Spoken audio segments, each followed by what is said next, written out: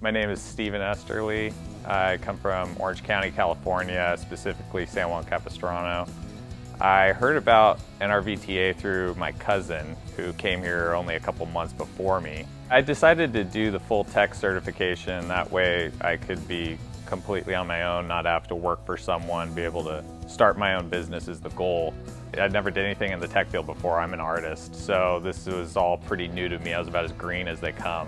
The school started with a week of fundamentals with Todd, and the way he broke it down really made it to where even someone like me could understand the basics of it in order to move forward and go into the more hands-on application of each appliance in each section of the trailer. Between refrigeration, ACs, furnaces, water heaters, I have a way better grasp on just the entire trailer altogether.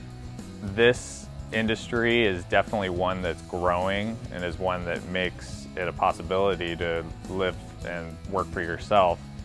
And I would advise anyone that wants to get anywhere near trailers or anywhere in the field to definitely check out NRVTA. Just even being able to work on my own trailer, let alone make money while I'm out there enjoying everything I like to do, is just priceless.